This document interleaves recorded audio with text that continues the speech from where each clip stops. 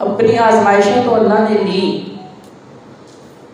मुल्क भी छोड़ना पड़ा, आरशे नमरूद में कूदना भी पड़ा, पूरी कौम बस्ती की बातें भी सुनी, दुश्मनियाँ भी मोल ली।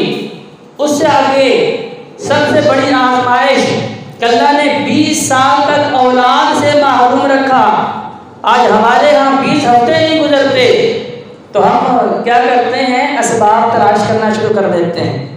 फलां ने बताया है कि फलां बड़ी करने वाला है, वहाँ चलते हैं, वहाँ बेटे जो है वो तकसीम किए जाते हैं, वहाँ तो मेरा फलां काम जो है मैं जाके ये नज़र मान के आया था तो मेरी मुश्किल आसान हो गई थी।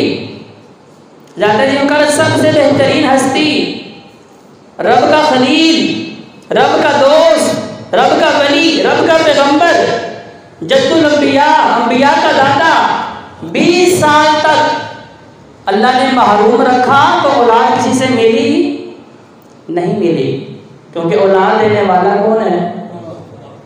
ये 100% इख्तियार मेरे अल्लाह के पास है, क्योंकि वही खालिक है, वही हकीकी मालिक है। जितनी मर्जी 10 बजे की ठोकरें खाने, जब तक मेरे अल्लाह ने हमारे मुकद्दर में औलाद नहीं लिखी, सारी कायनात मिलके भी, सारे तबीब मिलके भी, सारे पीर फकीर मिलके भी औलाद दे सकते?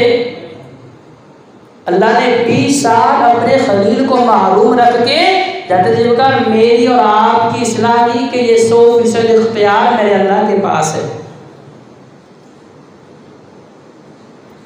तो इस सबर का नतीजा अल्लाह ने क्या दिया कि अल्लाह रब्बुल इज्जत ने एक बेटे की खुशखबरी दी इस्माइल की सूरत में, दूसरे बेटे की खुशखबरी दी इसहाक की सूरत में। दोनों वक्त के पैगंबर हुए, दोनों रब के लाडले हुए, दोनों ने अपने बाप की फर्जंदी का हक भी अदा किया और अपने अल्लाह ताला को भी राजी किया।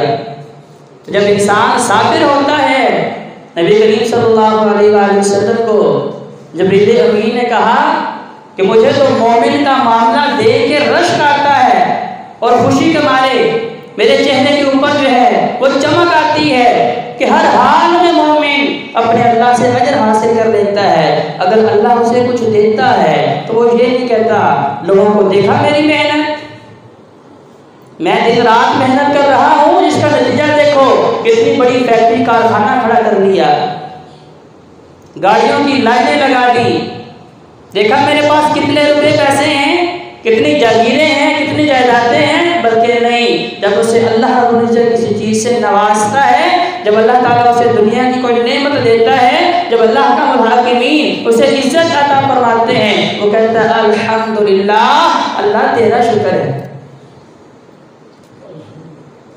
तो लिहाजा इस सूरत में मोमिन अल्लाह से अजर हासिल कर लेता है। और जब अल्लाह कुछ दे के छीन लेता है या देता ही नहीं है, आजमाइश की 2 सूरतें हैं। जैसे 20 साल तक अल्लाह ने क्या आजमाइश की कि औलाद दी ही नहीं, उसके बाद क्या आजमाइश ली कि दूध पीते शीर खार बेटे को कहा अपने से दूर कर दे, ये भी आजमाइश थी। तो अल्लाह मुख्तलिफ तरीकों से आजमाता है।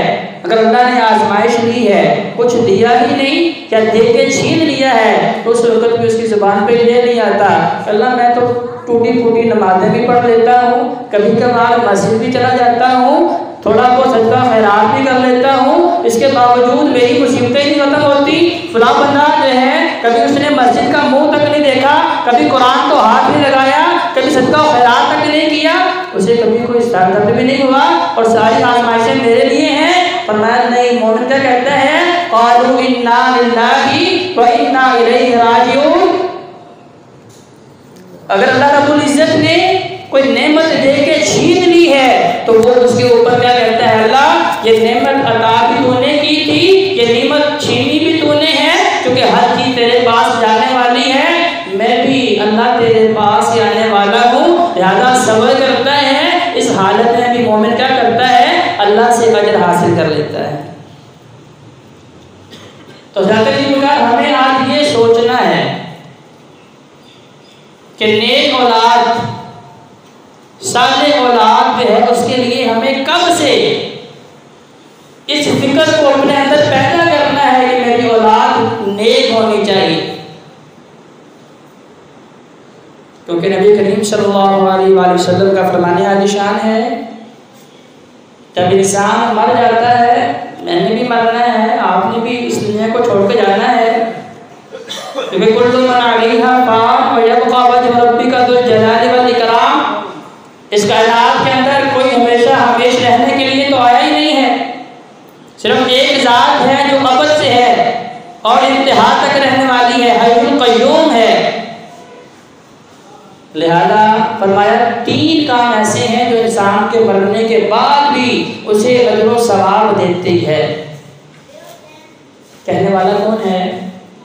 इमामुल अंबिया अलैहिस्सलाम, खातमुन नबीयीन, अल्लाह के हबीब, अल्लाह के महबूब पैगंबर अलैहिस्सलाम फरमा रहे हैं एक कुछ वो चीज़ें हैं जो हमारे माशरे में खुद साख्ता तौर पे बना ली गई हैं, लेकिन ये वो चीज़ें हैं जो नबी करीम सल्लल्लाहु अलैहि वसल्लम की सही हदीस के अंदर मौजूद हैं। आप घर में जाकर भी मुताला कर सकते हैं। फरमाया उन 3 चीज़ों में से एक क्या है? आपकी साले तरीन औलाद है। एक वो इल्म है जो आपने लोगों को सिखाया है, कुरान पढ़ाया, हदीस पढ़ाई, काल अल्लाह व काल रसूल पढ़ाया, ऐसा इल्म जो हकीकी इल्म है, वो इल्म जो अल्लाह की मार्फत देने वाला इल्म है। आपने किसी इंसान को वो इल्म मुंतकिल किया है, इल्म सिखाया है, जब तक वो इल्म जारी रहेगा, आपके दुनिया से रुखसत होने के बाद भी आपका खाता जो है वो जारी सारी रहेगा। एक वो है जो आपने लोगों के नफ़े के लिए कोई हॉस्पिटल बना दिया, कोई मस्जिद बना दी, लोगों की आसानी के लिए कहीं पानी का बंदोबस्त कर दिया। इस तरह का कोई भी ऐसा काम जहाँ इंसानियत को फ़ायदा हो, जब तक वो काम जारी रहेगा, मरने के बाद भी मुझे उसका जो सवाब मिलता रहेगा। 2 काम। तीसरा और आखिरी काम फरमाया कि नेक औलाद, जिसकी तरबियत अगर मैंने अच्छे तरीके के मुताबिक की है, जिसको मैंने बताया है कि तुम्हारा खालिक व मालिक कौन है, जिसको मैंने सिखाया है कि भाई दुनिया में आने का तुम्हारा मकसद क्या है, जिसे मैंने वो तालीम ली है जो उसे कब्र में भी और हशर में भी नफ़ा देने वाली है। और मैं जब तक वो औलाद नेकियां करती रहेगी, तब तक फौतशुदा वालिदैन को उसका अजर व सवाब भी मिलता रहेगा और खाता जारी व सारी रहेगा।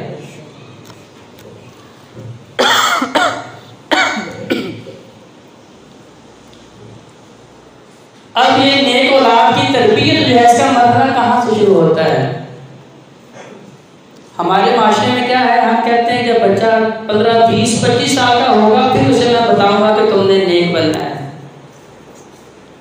जब टोटली तौर पे फसल तबाह बर्बाद हो चुकी होती है, जब फसल के ऊपर जो है अज़ाब नादी मुसल्लत हो चुका होता है, जब उसके बचने के असबाब जो हैं वो मुयस्सर नहीं होते, जब सारा वक्त जो है इंसान अपने हाथों से बर्बाद कर चुका होता है, उस वक्त लाख कोशिश करके देख ले, उस वक्त औलादे नेक नहीं बनती इल्ला माशाअल्लाह, क्योंकि दिल मेरे अल्लाह के इख्तियार में है, जिसे अल्लाह ताला हिदायत देते। लेकिन जो उसूल कवानीन है कि आप एक किसान को देख लें कि जब उसने बीज बोना है तो बीज बोने से पहले कई मराहिल हैं। उसने मुनासिब जगह का इंतखाब करना है कि कौन सी ज़मीन जो है सरसब्जी और शदाबी वाली है, कौन सी बंजर ज़मीन है, उसने देखना है कि कौन सी ज़मीन ज़्यादा लगा उगाने वाली है।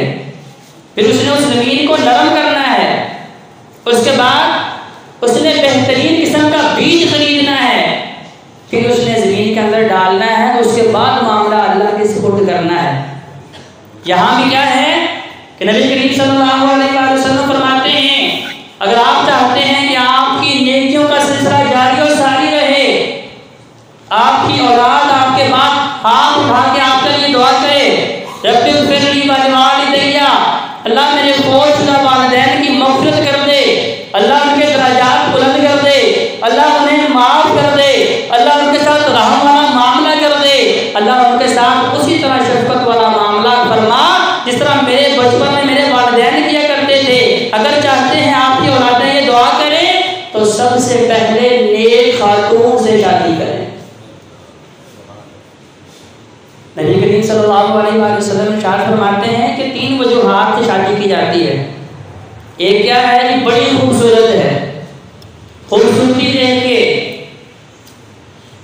एक ये है कि उसका हसब नसब देख के, उसकी दौलत देख के, और तीसरा क्या है कि उसका साले होना, उसका नेक होना, उसका किरदार देख के, उसका दीन देख के।